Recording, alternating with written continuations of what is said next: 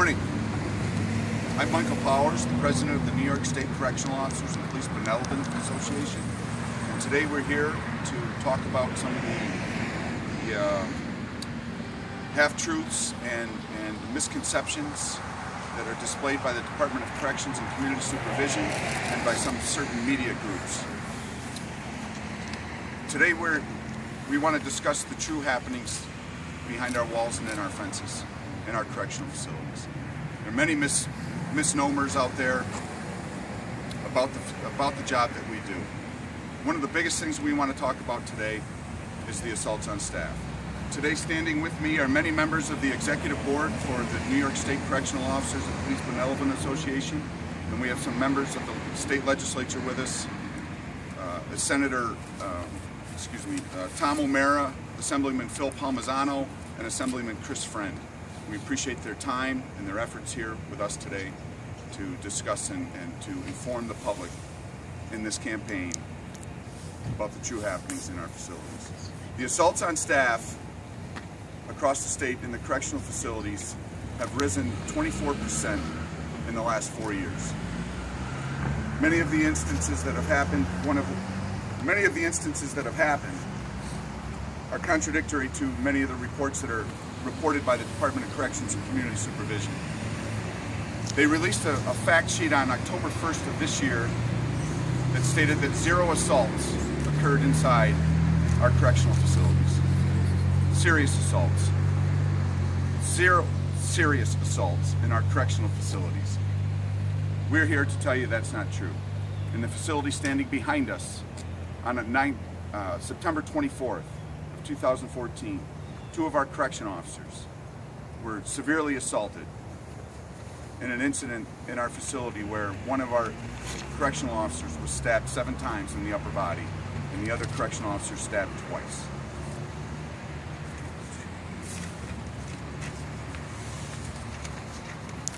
Despite repeatedly relaying concerns about inmate attacks on staff by DOC's leadership, the number of assaults are on pace to go over 700 by the end of the year. That's an 11% increase from last year. Assaults on staff have increased by 24% since 2010, as our inmate populations have decreased by over 3,000. DOC statistics show 0 number of serious assaults on staff and less than 1% moderate assaults. Yet in the past year alone, we have had officers stabbed, hospitalized, with concussions, broken bones, and compound fractures, some of which will never return to active service. They simply cannot continue to downplay the injuries our members are sustaining in our workplace. Contraband continually makes its way into our prisons. Drugs are ever increasing problem in our facilities. The reintroduction of heroin in our correctional facilities, along with prescription drugs such as Suboxone, and the introduction of synthetic drugs such as synthetic marijuana, create a hostile workplace. Makeshift weapons hidden by prisoners that are used against other inmates and staff. Several lockdowns that have occurred this past year turned up dozens of weapons during searches in each of their facilities. The rise and significant rise of gang violence in our correctional facilities perpetrates a violent atmosphere which we oversee and supervise. We've had 15 facilities closed since 2010. Reclassification of inmates from maximum security prisons into our medium security prisons have significantly played a role in the violent atmosphere in our correctional facilities. The closing and not filling of posts, the continued practice of the department to avoid filling a proper secured manned post in our facilities is also a very important factor in promoting prison violence.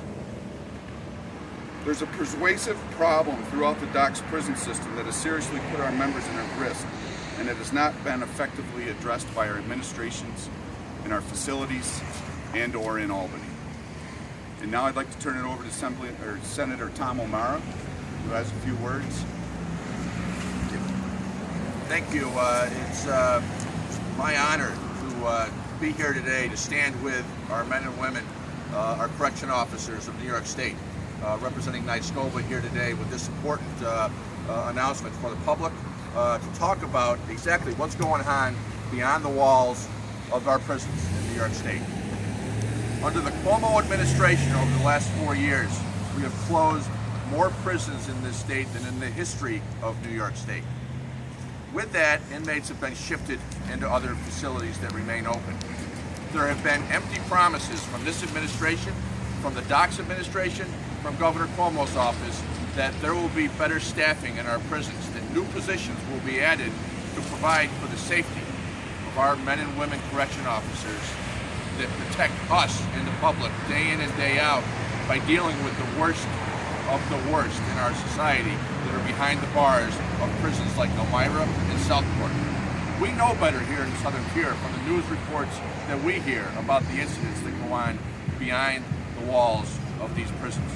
It's time that the public is made aware of exactly what's going on behind our prisons across this state, and that this administration be held accountable for not properly staffing our prisons, and get to work immediately on filling empty positions, following through on their promises to the Nyskova Union to properly fill and staff our prisons to provide for the safety of our workers, which also provides for the safety of the inmates inside as well. We hear every day from the liberals talking about how horrendous our prison conditions are. Yet improper staffing of our prisons yields to these violent incidents that occur of inmate-on-inmate assaults and inmate-on-correction officers and staff assaults. This needs to come to an end. Our prison systems need to be properly staffed, and we can't continue to balance the budgets on continuing to close prisons, allowing more criminals on our streets, and less safe conditions within our prisons. So again, I will close by saying I'm proud to stand here today with the men and women of Nyskova who are protecting us day in and day out in their lives. Thank you, Senator. Now, Assemblyman Phil Palmisano. Thank you. And I too am proud to stand here with the men and women of Nyskova, and I'd like to say a special thank you to you and the media who are here today to cover this important story. Too often you see the cars driving by this facility each and every day, and a lot of people in the public don't know what's going on behind these doors. It's time that we do let them know. As Senator Elmira said, 15 prisons have been closed since Governor Cuomo took office. And the promises, the empty promises of more staff. Over the past several months, I've had the privilege to tour 6 correctional facilities throughout our state here in the region. And it's eye-opening. And the fact of the matter is, it's a dangerous place for men and women to work. These men and women have families, they have spouses, they have children, and each and every day they walk into this facility or another facility across the state, they walk into a dangerous situation. And the fact of the matter is, this administration, the DOCS leadership in Albany, the governor's administration is not backing these people up. We're here to say we're going to stand with them, and we're going to continue to speak out.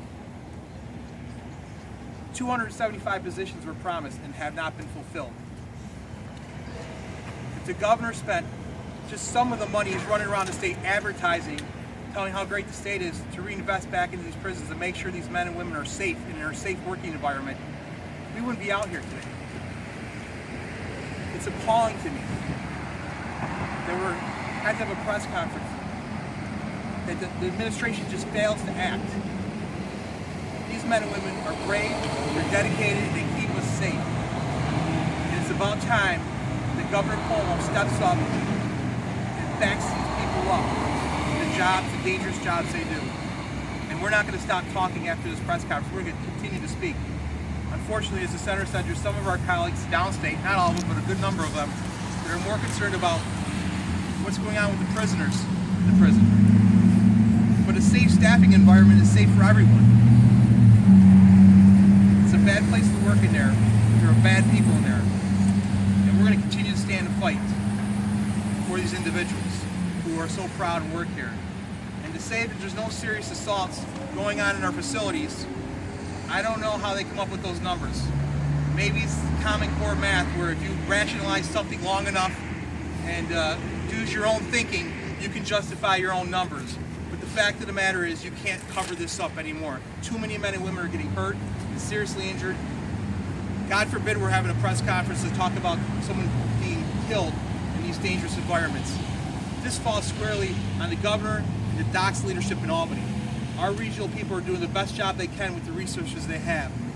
But it's time that the governor, this administration, DOC's leadership starts telling the truth.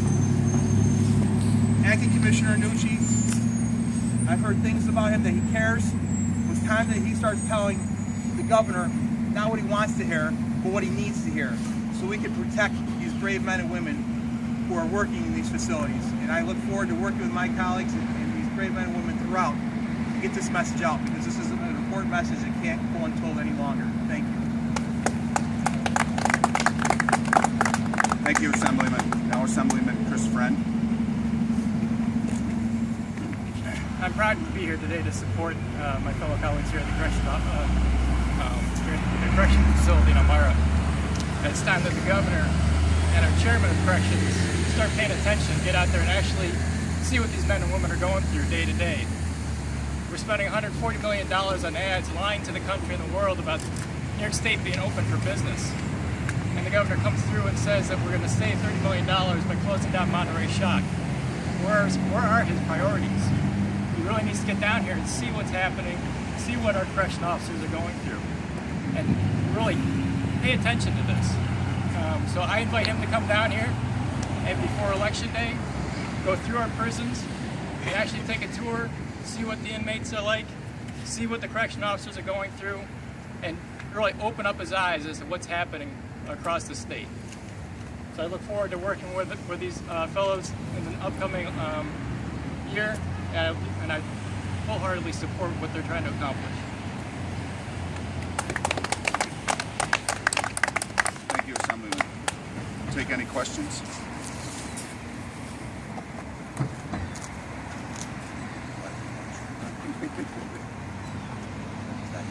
Can you explain why you believe that they're not making these assaults known? Why are they, I guess, like covering them up? I don't believe they want to recognize the actual goings-ons in their facilities. But I guess when media outlets are reporting that these things are happening, how are they getting away with, just saying there were zero assaults? That would be a better question for the Department of Corrections.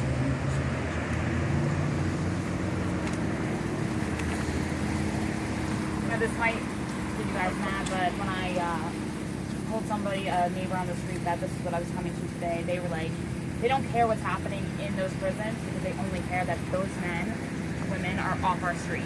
Your reaction to that? We're the forgotten cop.